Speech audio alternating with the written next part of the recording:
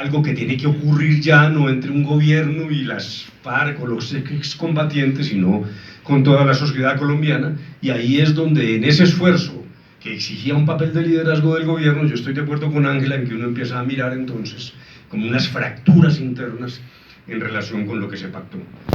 Primer punto de partida que nos permite decir que aun cuando últimamente el consejero Archila ha venido mostrando cifras y trabajo en el terreno de la reincorporación, el gobierno ha sido explícito, esto no es una impresión mía, es palabras textuales donde señala que muy bien se le tenderá la mano a los excombatientes de bajo rango, soldados, los que se denominan la guerrillerada, pero que ni con la exdirigencia, hoy convertida en partido, ni desarrollos en relación con los temas fundamentales, los que eran una oportunidad. Y ahí viene un segundo concepto que me permite distinguir nuevamente entre la idea del fin del conflicto y la idea de un acuerdo que es una oportunidad de una hoja de ruta para Colombia. El tema no se resuelve solo con la entrega y destrucción de las armas. El acuerdo marcaba propósitos para que todos los colombianos camináramos en esa senda y en esa dirección. Pongo un primer ejemplo que no es el tema primordial en esta reunión, pero que me tiene tremendamente preocupado, que es el tema rural. Yo no estoy viendo ninguna voluntad política y al contrario, me preocupa que esta élite que lleva más de siglo y medio luchando contra una estabilización del campo en términos de equidad, pues lo que yo veo es una gran oposición, y en particular allí sí me parece que hay unos nexos comunicantes entre el gobierno y estas fuerzas que se oponen a un proceso no solo de acceso a la tierra, sino de vigencia de la ley, de equidad, de prestación de servicios sociales a los campesinos, con énfasis en las zonas donde no hay acceso suficiente a muchas familias campesinas para una vida digna. Me parece que eso va a terminar siendo, creo yo, y lamento decirlo, una nueva frustración, como muchas otras que se han venido sumando en el pasado. Las primeras leyes agrarias venían de 1928, luego la famosa ley 200 del año 36, las reformas de Carlos Lleras, que incluso a quien se le acusaba no solo de ser una posición de centro liberal, sino más bien como un mandatario con ciertos tintes de derecha, se decía, y sin embargo se abortó la reforma agraria de la época del Frente Nacional. Entre otras cosas, yo quiero hacer una investigación porque me parece que muchos de los que ahora se oponen son descendientes o tienen el mismo ADN y la misma ubicación geográfica de quienes en aquel entonces echaron por tierra el esfuerzo de reforma agraria en una actitud de ceguera de una élite que no comprende que el nacimiento y la perpetuación del conflicto proviene de allí. El segundo punto es fundamental. El profesor James Robinson lo dijo alguna vez en un seminario por acá, en el sentido de que no se trata solo, repito, de establecer unos elementos de cese de fuego, de entrega de armas, sino generar una dinámica. En relación con el punto 2 es muy importante señalar lo siguiente: muchos de los opositores lo que dijeron es, allá se fueron a La Habana, de espaldas a Colombia para negociar la democracia colombiana con unos terroristas. Falso. Allí lo que se señaló fue unas rutas que debían ser seguidas, incluyendo al partido FARC con las demás fuerzas políticas en un ejercicio democrático, donde francamente lo que encontramos es un primer fracaso y un anuncio del gobierno de que volverá con el tema en la legislatura siguiente, pero en medio de una resistencia muy grande. Lo que yo veo es un cierre de una estructura política afincada en el statu quo, en el real deseo de no mover un sistema que tiene fallas. Siempre en La Habana dijimos, aquí venimos en un plan de preservar la noción de democracia, pero no en negar nuestras insuficiencias. Entre otras cosas, insuficiencias que en muy buena parte no son solo legales, sino culturales. Es un problema de cultura política. Y claro, los colombianos tenemos un vicio que es creer que escribiendo leyes uno resuelve los problemas, y no basta con eso. Yo pienso que la política colombiana es una de las más reglamentadas del mundo. Es decir, el acervo de normas que tenemos es tan alucinante que termina más bien dificultando la fluidez de la política. A veces me parece que es incluso una tela de araña y que el que cae allí luego no encuentra la forma de salir de ella. Y siempre estamos sumando y sumando normas de la más variada estirpe, repito, a veces con carácter alucinante, pero la realidad va por otro lado. Y ahora lo que observo, repito, es que quienes están al mando, no solo en el gobierno, sino en otros partidos, pues hay una especie de bloqueo de unas ideas en torno a los cambios en la política, que además lo que se hizo en La Habana fue establecer un llamado a ONGs, a autoridades internacionales, para que se discutiera en democracia el camino a seguir. No era en todo caso de ninguna manera una imposición. La mejor demostración la acaba de señalar Ángela sobre lo que significa esa especie de dicotomía entre las normas y la verdadera cultura política, de realmente cómo somos. ¿Cuál es? Pues el señor Macías. El señor Macías, y la primera aplicación del Estatuto de la Oposición es la que desnuda no solo el truco, y no solo el micrófono abierto, sino la configuración mental, en virtud de la cual lo que creemos es que es más hábil y más afortunado el que engaña, el que sale adelante, el que busca el atajo, siempre la cultura de aparentar a través de normas, pero en la práctica no cumplirlas, que fue sencillamente lo que hizo este caballero, que de alguna manera resume un modo de ser nacional, repito, que es la lascivia de las normas, el alivido de las normas, pero seguimos haciendo lo mismo en ese lema que viene desde la época de la colonia, que decía: se obedece pero no se cumple, se obedece pero no se cumple. Y es lo que el afortunado micrófono abierto nos mostró, algo que sin embargo ya sabíamos. Pero yo no me detengo allí, porque me parece que hay algo más grave. Es la actitud del propio presidente. Yo no me limito a Macías. Macías es un personaje de segundo orden. Lealmente no puede suceder que nos demoramos más de 25 años para hacer un estatuto de la oposición que no impregna del mínimo respeto a la oposición, incluso por parte del presidente. Quien debió haber abortado esa maniobra fue él, en el sentido de oír a la oposición, como sucede en las democracias del mundo. Es que realmente a mí me parece inconcebible cómo sería el Parlamento británico si en el question time pues el primer ministro se va.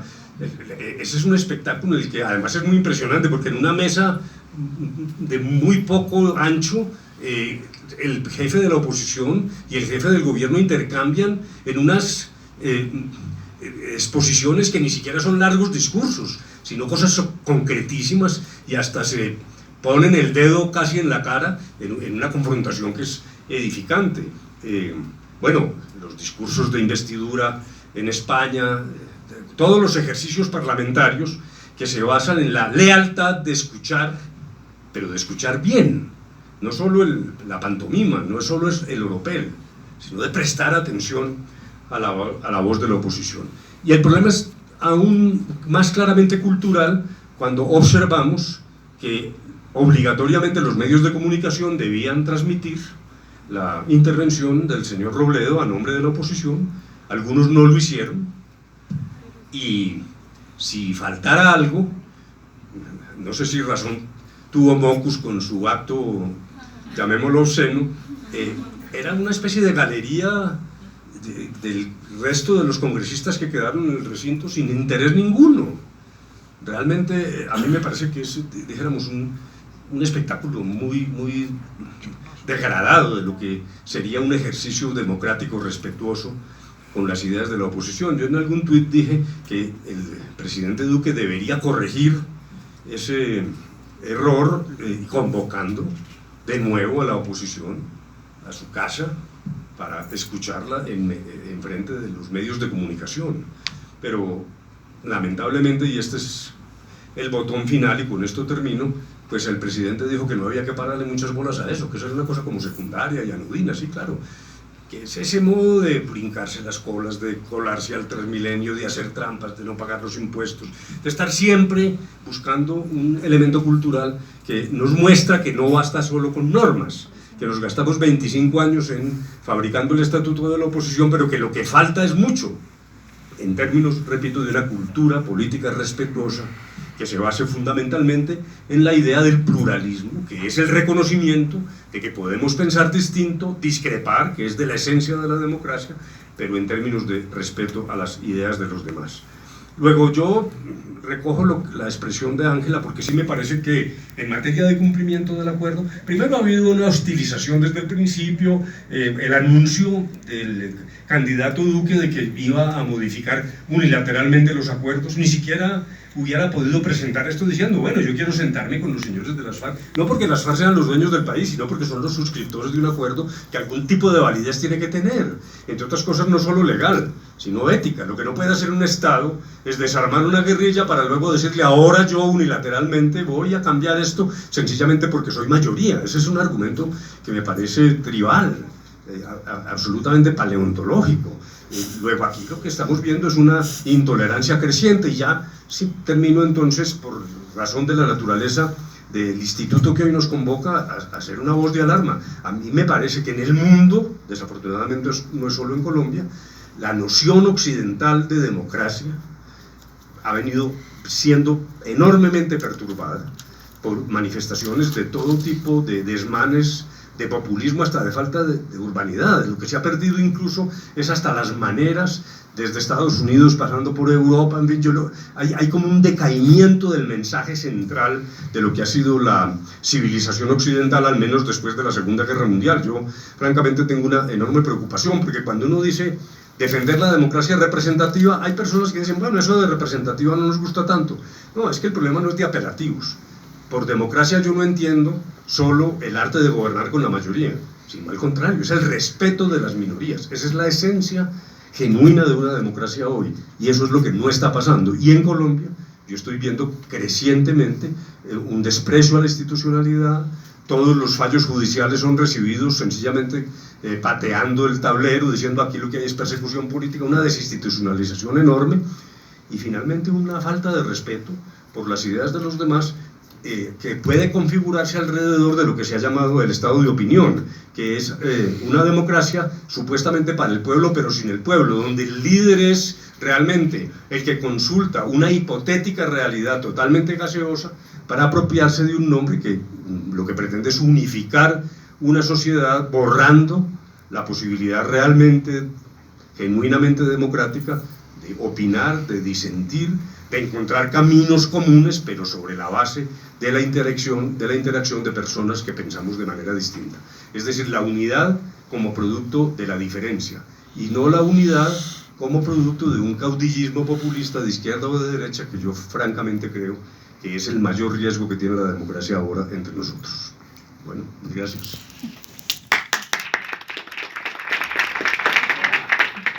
Le quiero hacer una pregunta. Hay muchos que dicen que ya este acuerdo ya no se va a implementar con este gobierno, pero el acuerdo tiene etapas de transición de 10, 15 años, y que lo que habría que hacer es esperar a que en el próximo gobierno se pueda implementar, incluso diciendo si este gobierno implementara el capítulo 1 sería peor. ¿Usted qué cree? Sobre la última parte estoy creyendo que sí, puede ser perjudicial. Porque es que aquí lo que hay es realmente un problema de entendimiento de una circunstancia histórica, de una estructura que a base de injusticia dio lugar al nacimiento de una confrontación y a su perpetuación, sobre la cual, claro, vinieron fenómenos nuevos. Yo no quisiera ser ingenuo. Esto no es un problema de revivir la vieja teoría de las causas objetivas de la violencia, pero originalmente todos sabemos, sobre todo en particular en lo que dice en relación con las FARC, que aparece dijéramos, un movimiento de carácter que ellos mismos se autodenominaban autodefensas campesinas, en términos de injusticias en el territorio nacional, ubicadas incluso en aquel entonces en sitios muy concretos. Claro, sin ingenuidad uno tiene que entender que luego vino el fenómeno de la Guerra Fría. Entonces esta circunstancia ya se inscribe en una disputa de mucho más intensidad y de mayor profundidad, y es evidente ya nexos de los partidos comunistas, particularmente del Partido Comunista de Moscú, con lo que ocurría en términos de la confrontación armada en Colombia, y luego el terrible fenómeno del narcotráfico, que convierte a la guerrilla colombiana en una guerrilla autárquica, que es la que hace que pueda subsistir después del fin de la Guerra Fría. Las confrontaciones en Centroamérica se frenaron sencillamente porque las dos potencias cerraron la llave del apoyo a la guerra interna, al conflicto interno. En Colombia ya era una guerrilla que se movía, repito, autárquicamente por sí misma, y eso ha contribuido a la perpetuación del conflicto. Luego, no vamos a cometer la ingenuidad de decir que todo se debe exclusivamente al origen, dijéramos, rural de la confrontación, pero sí es la contribución de perpetuación y luego de la manera como termina haciendo presencia